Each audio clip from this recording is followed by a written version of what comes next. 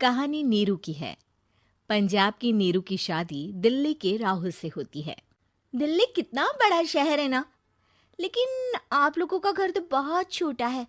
हमारे पंजाब में तो ये बड़े बड़े घर होते हैं कि मजा ही आ जाता है। कोई बात नहीं नीरू, मैं भी तुम्हारे लिए बहुत बड़ा मकान बनाऊंगा बहुत जल्दी।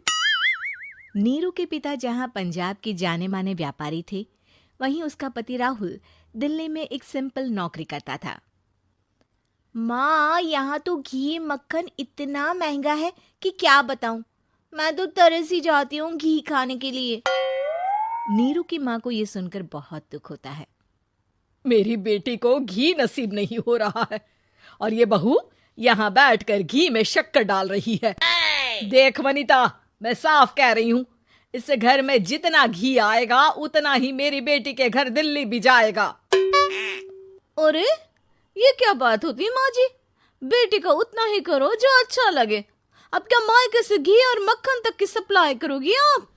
हाँ, मेरी बेटी किसी चीज को तरसे मुझसे बर्दाश्त नहीं होता। अब क्या था, नीरू के मायके में 2 किलो घी आता तो 2 किलो दिल्ली जाता नीरू के पास। एक दिन, माँ बड़ी गर्मी पड़ती है दिल्ली में। इस घर में तो एक ही एसी है और वो भी ड्राइंग रूम में। सारा परिवार एक ही कमरे में सोता है। हाँ बेटा, वो तो हर घर की कहानी है। यहाँ भी एक ही एसी है। अरे बिल इतना आता है कि क्या बोलूं। तभी वहां राकेश आ जाता है। माँ, थोड़ी देर में यहाँ कुछ प्लम्बर आएंगे मेरे कमरे में एसी लगाने। जरा ध्यान से लगवा देना ना माँ।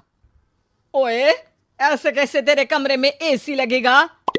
हाँ राकेश, एक बार बात तो कर लेता। अरे पापा, वो वनिता को गर्मी में नींद नहीं आती। ड्राइंग रूम में सबके साथ सोने में वो अनकंफर्टेबल है, इसलिए।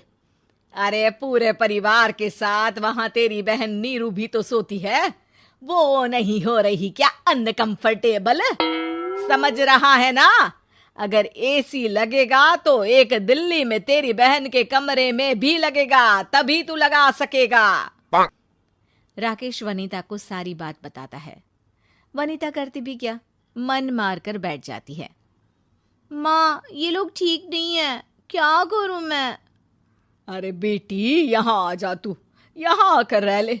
अरे छोड़ दे ऐसे पति को। कैसे छोड़ दूं माँ? समाज क्या कहेगा, लोग क्या कहेंगे? वैसे भी मेरा एक बेटा है मयंक। अरे हटा बेटा, तेरी उम्र ही क्या है? इतनी परेशान रहेगी तो काम कैसे चलेगा? खैर, बात आई गई हो जाती है। माँ को लगता है कि नीरू ठीक है, तो वहीं नीरू के मन में एक ही लाइन चल रही होती है, यहाँ आजा। माँ ने तो बोल ही दिया है कि यहाँ आजा।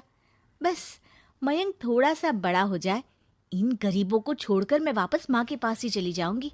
वो इसी सोच में बाजार में चल रही थी कि मैम, आपका दुपट्टा जमीन को छू रहा है।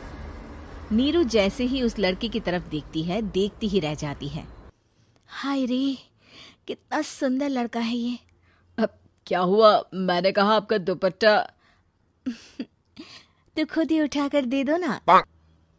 लड़का समझ जाता है कि नीरू उस पर फिदा हो चुकी है। वो उससे उसका नंबर लेकर चला जाता है। अब क्या था, नीरू और रोहित में लगातार बातें होने लगती है। मैं हरियाणा का रहने वाला हूँ, यहाँ एक बड़ी कंपनी का मैनेजर हूँ। अच्छा, और कितने बच्चे हैं तुम्हारे? बच्चे? अरे मेरी तो शादी भी नहीं हुई है। तुम बताओ, शादी करोगी? नीरू शर्मा जाती है। अब लेकिन मैं तो पहले से ही शादीशुदा हूँ। मुझे फर्क नहीं पड़ता, बस तुम शादी कर लो, भाग चलते हैं। बहुत पैसे वाला हूं मैं, हमेशा खुश रखूंगा तुम्हें। नीरू रोहित से मिलकर सारा प्लान बना लेती है और फिर एक दिन घर से भाग जाती है। दोनों शादी कर लेते हैं। शादी के बाद, क्या बात है नीरू, तुम्हें परेशान सा देखता हूँ, सब ठीक तो है ना? हाँ हाँ, सब ठीक है।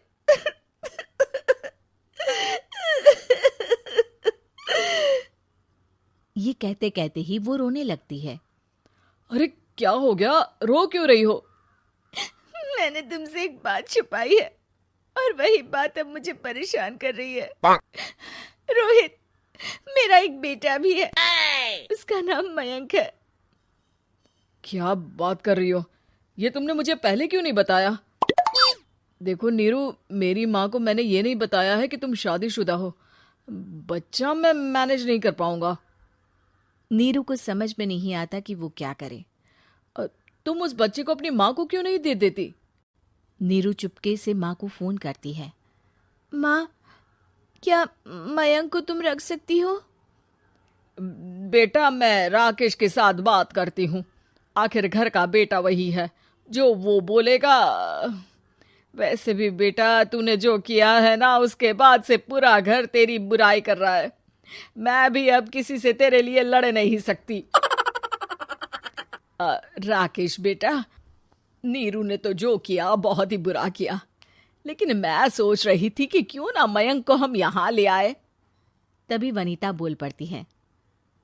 वाह जी, ऐसे कैसे यहाँ ले आए? यहाँ क्या भंडारा भरा है? और जिस बच्चे की माँ ने नहीं सोचा, उसके लिए हम क्यों सोचे? नीरू को एक बार तो अपने बच्चे के बारे में सोचना चाहिए था ना। अरे लेकिन तेरे पास भी तो लड़का नहीं है ना वनीता। माँ, वनीता ठीक बोल रही है।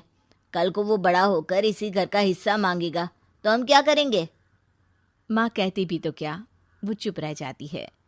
वहीं नीरू का पहला पति कहता है। माँ, अगर आज भी वो वापस आ जाए तो मैं उसे माफ कर दूंगा। बेटा, गरीबी चीज ही ऐसी है, क्या करेगा? तू तो अब मयंक का सोच।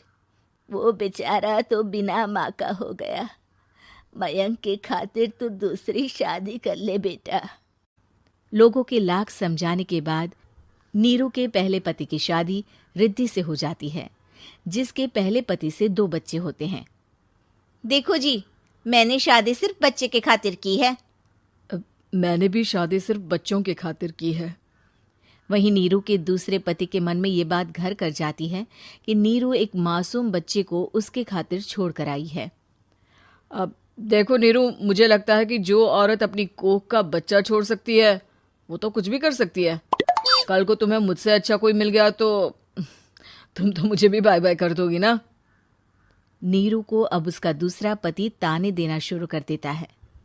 तंग आकर नीरू उसके यहाँ से भागकर अपने पहले पति के पास चली जाती है, लेकिन ससुराल में क्या लेने आई है नीरू, मयंक को? नहीं नहीं सासू माँ, मुझसे गलती हो गई, मुझे माफ कर दीजिए। नीरू, अब वक्त खत्म हो गया है, मेरी शादी हो चुकी है। तो छोड़ दो ना उसे, हमारा बच्चा है। मैं आपको अपनी माँ नहीं मानता, मेरी नहीं मान तो बात अच्छी है। नीरू मयंक की बात सुनकर समझ जाती है कि उसके पास अब ना आसमान रहा ना ही जमीन।